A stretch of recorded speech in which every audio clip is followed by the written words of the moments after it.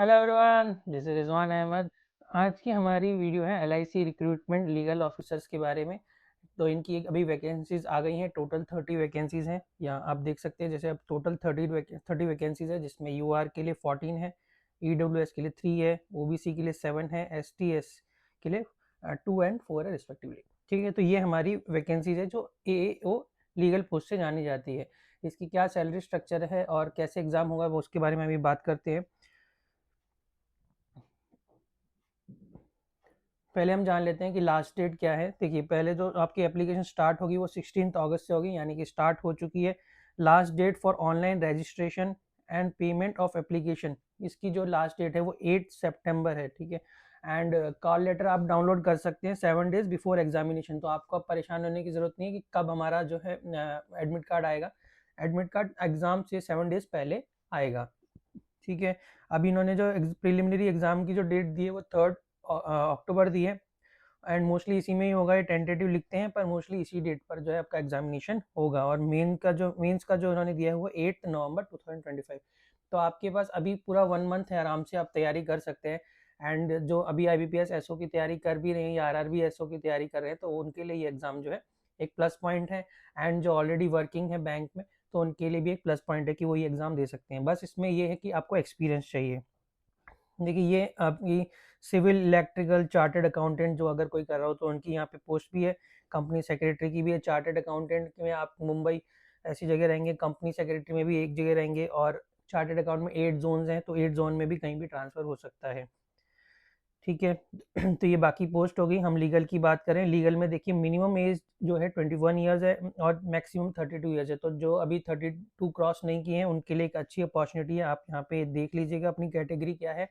50% marks होने चाहिए अगर आप जनरल ओबीसी हैं, और एससी एसटी या पीडब्ल्यूबीडी है तो आप 45% आपका जो है एलएलबी में होना चाहिए। अब देखिए, जैसे मैंने कहा था पोस्ट क्वालिफिकेशन चाहिए, तो ये अगस्त 1 तक आपका जो है कंप्लीट हो जाना चाहिए। बार काउंसिल में आपका रजिस्ट्रेशन होना चाहिए, या फिर 2 years experience after being enrolled as an advocate और एज अ लॉ ऑफिसर। मतलब कि जब आप लॉ ऑफिसर बने उसके बाद आपका भी 2 ईयर एक्सपीरियंस होना चाहिए in the legal department of a bank, financial institution, statutory corporation, company, state, central government post enrolment with the bar council. ठीक है, तो अब इन्होंने क्या लिखा है कि पोस्ट एनरोलमेंट मतलब आपकी एनरोलमेंट होने के बाद, और लॉ ऑफिसर की जो भी वैकेंसीज आती है उसमें एनरोलमेंट मांगा ही जाता है। तो आपका तो वैसे भी एनरोलमेंट हुआ होगा, एंड उसके बाद आपका जो सिलेक्शन हुआ होगा, तो आपके यहाँ तो 2 इयर्स आपका एज एन एडवोकेट, या 2 इयर्स एज एन आपका, ये समझ लीजिए कि जो अभी आपने जॉब की है, चाहे वो किसी भी इंस्टीट्यूशन में हो जहाँ पे आपने एज अ लॉ ऑफिसर काम किया है, तो उसका एक्सपीरियंस यहाँ पे काउंट हो जाएगा। अब हम इनकी सैलरी की बात कर लें। देखिए, इसकी बेसिक जो स्टार्टिंग बेसिक पे है वो 88,635 है। आफ्टर रिवीजन है, रिवीजन ऑलरेडी हो चुका है। ये आपका पे स्केल रहेगा। अभी जो न्यू स्टूडेंट जो आईबीपीएस में जो न्यू स्टूडेंट अभी आईबीपीएस एसओ में ज्वाइन किया, उनकी भी बेसिक अगर जो ग्रॉस अगर देखें तो शायद 88 तक भी नहीं जाएगा। तो ये काफ़ी अच्छी मतलब सैलरी है। बट इसमें हाँ ये रहेगा कि टैक्स जरूर डिडक्ट होगा। जो आईबीपीएस एसओ के स्टूडेंट्स हैं उनमें टैक्स डिडक्ट नहीं होगा, बट इसके में टैक्स डिडक्ट होगा, क्योंकि जो आपकी सीटीसी होगी वो 12 लाख से तो ऊपर जाएगी। ठीक है, एंड ये आपके सारे एमोल्यूमेंट्स है। आप देखिए, इसमें भी इंश्योरेंस वगैरह मिलता है। ठीक है, रीइंबर्समेंट सब कुछ रहता है, बैग वगैरह मिलता है, मेडिक्लेम मिलता है, कैश बेनिफिट मिलता है, मेडिकल बेनिफिट मिलता है, ग्रेचुटी मिलती है। सारी चीज़ें जो है आपकी यहाँ पे मिलती है, इसमें आप पढ़ सकते हैं। ट्रांसफ़र्स कहाँ होंगे ये देखिए। ट्रांसफ़र जैसे सीएस का सिर्फ मुंबई होगा, सीए का मुंबई और 8 जोनल ऑफिसेज है। और इंश्योरेंस का तो देखिए 5 इयर्स आपको सर्व करना है इन अ ऑफिशियल एक ब्रांच। और लीगल में क्या है, 1 ईयर आपको एक ब्रांच देगा कहीं भी इंडिया में, उसके बाद आपको कहीं भी लीगल सेल में जो है ट्रांसफ़र कर देगा। हाँ, प्रोबेशन की बात कर लेते हैं कि प्रोबेशन आपका जो रहेगा 1 ईयर रहेगा, और एक्सटेंड हो सकता है 2 इयर्स तक। ठीक है, और इसमें मतलब आपको इवैल्यूएट करेंगे, असेसमेंट करेंगे आपका, उसके बाद जो है आपको मतलब ये कंफर्म करेंगे। ठीक है, तो ये आप देख लीजिए, मोस्टली कंफर्म हो जाता है, तो ऐसी कोई प्रॉब्लम की बात नहीं है, अनटिल अनलेस कोई एम्प्लॉय ही मतलब कोई गलत काम ना करे तब तक। और इसमें गारंटी बॉन्ड रहेगा 5 लाख रुपीज़ का। ठीक है, 4 इयर्स तक आपको सर्व करना होगा, 4 years from the date of joining including probationary period. और मेरे हिसाब से बॉन्ड इसमें भी ट्रांसफ़र हो जाता होगा, तो जो ऑलरेडी वर्किंग है और जिनका बॉन्ड अभी चल रहा है, तो बॉन्ड भी ट्रांसफ़र हो जाना चाहिए। तो ये आप थोड़ा देख लीजिएगा। ये आपकी एप्लीकेशन फ़ीस के चार्जेस हो गए हैं। अब हम बात कर ले हैं, तो अब बात करते हैं कि किस तरीके से एग्ज़ाम होगा। तो एग्ज़ाम प्रिलिमिनरी होगा, मेंस होगा एंड आपका इंटरव्यू होगा। ये सारे उसी उसी के हिसाब से रहेगा। और प्रिलिमिनरी में 20 टाइम्स तक बुला सकते हैं स्टूडेंट, जो भी, और कट ऑफ भी इसी के अकॉर्डिंग सेलेक्ट होगी 20 टाइम्स। मेंस एग्जामिनेशन में 3 टाइम्स रहेगा और इंटरव्यू में भी 3 टाइम्स रहेगा, ठीक है। और एंड मेंस एंड आपका जो preliminary exam, mains and interview का स्कोर होगा, उसको मिला के मेरिट लिस्ट बनेगी। अब हम बात कर लेते हैं एग्जामिनेशन का। प्रिलिमिनरी एग्जामिनेशन देखिए, इसमें reasoning, English and general awareness. तो ये जो भी IBPS SO का भी जो तैयारी कर रहे हैं, तो उनके लिए तो बेनिफिट है कि आपके लिए यही जो एग्जाम है, यही चीज़ें आपको पढ़नी है, ठीक है। इसमें कॉन्स नहीं है, तो एक बेनिफिट रहेगा।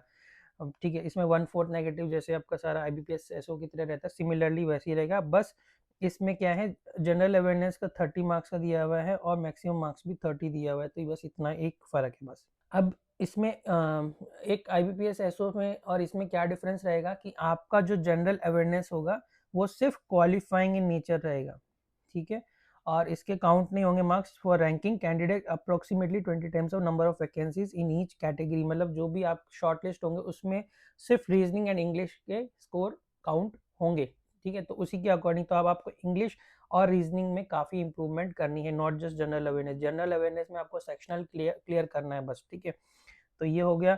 अब मेंस में भी ऐसा ही है। मेंस में देखिए, रीजनिंग एबिलिटी है, जनरल अवेयरनेस है, प्रोफेशनल नॉलेज है एंड इंग्लिश भी है, बट इंग्लिश डिस्क्रिप्टिव है, ठीक है। अब रीजनिंग की देखिए 30 मार्क्स, ठीक है। लेकिन इसमें कट ऑफ दे रखी है कि आपको अपनी अपनी कैटेगरी के अकॉर्डिंग कट ऑफ क्लियर करनी है, इसके ऊपर ही आना है। बट ये मिनिमम है कि आपको एग्जाम क्लियर करना है तो इतना आना चाहिए। सेम यहाँ पे 20 मार्क्स का है, तो आपकी कैटेगरी के अकॉर्डिंग कट ऑफ दे रखी है। प्रोफेशनल नॉलेज में भी अब देखिए, इंग्लिश एंड हिंदी मीडियम भी है, ये भी आप ध्यान रखना, ठीक है, कि मतलब कई स्टूडेंट कंफ्यूज रहते हैं।